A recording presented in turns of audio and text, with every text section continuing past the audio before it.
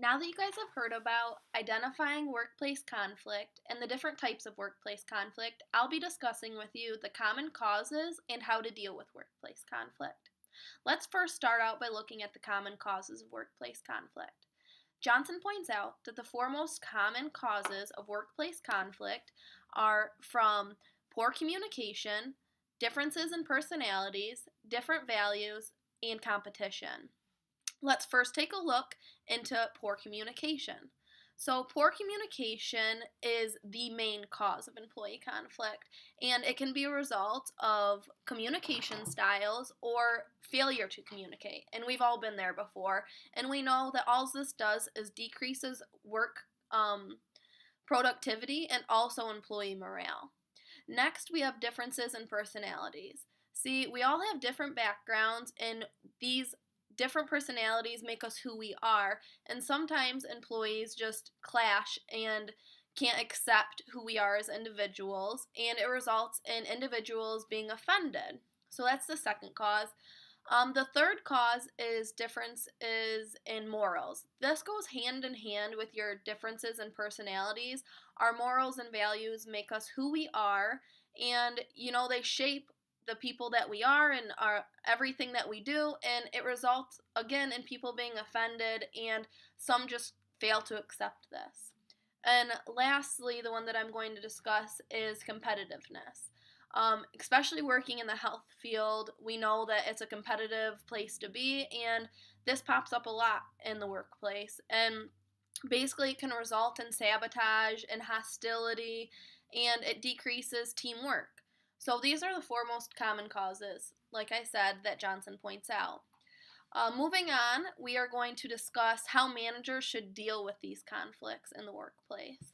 So, Holt points out that managers should do a step-by-step thing.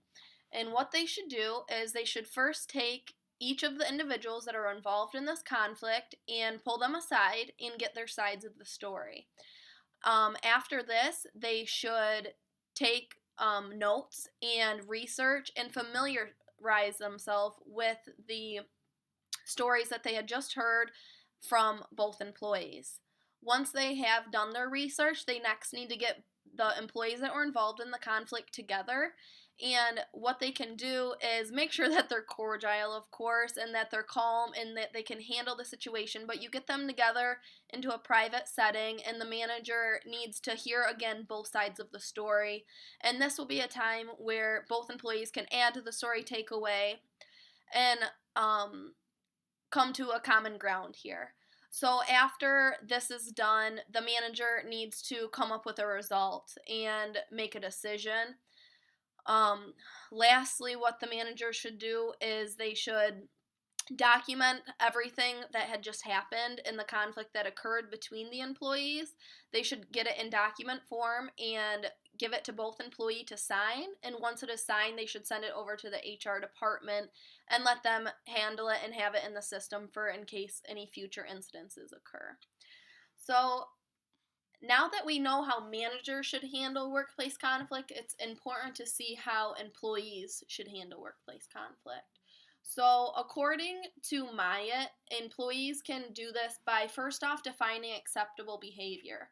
So when you get hired into your place of employment, you know what their standards should be. And in this point, when you're getting into a conflict, you should ask yourself, is this something that my work will tolerate?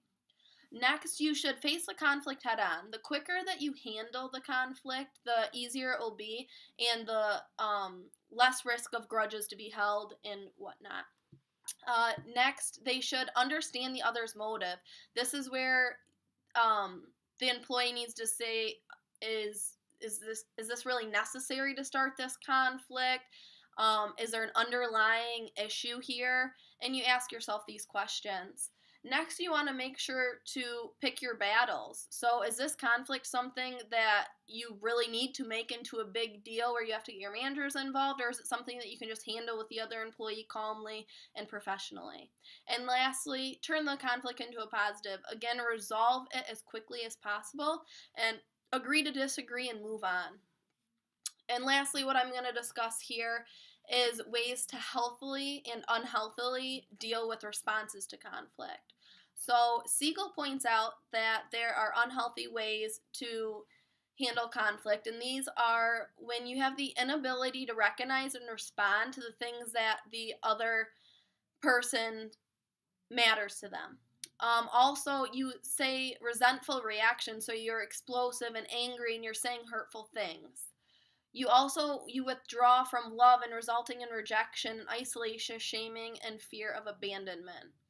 And another unhealthy response is that you have an inability to compromise to see the other person's point of view. And lastly, you fear conflict instead of hitting it head on and just facing it. So the healthy responses that we'd rather happen would be that you would have the capacity to recognize what's important to the other person. You're calm and non-defensive and you have respectful reactions. Also, it's healthy if you have a readiness to forgive and forget and to move past the conflict without holding resentments or anger. You also have the ability to seek compromise and avoid punishing. And you also have a belief that facing conflict head on is the best for both sides. So this is a great chart that Siegel points out here and something that I believe we can all learn from. I really hope that you guys have a better understanding of the causes and how to deal with workplace conflict, and now you'll be hearing about resolution of conflict in the workplace.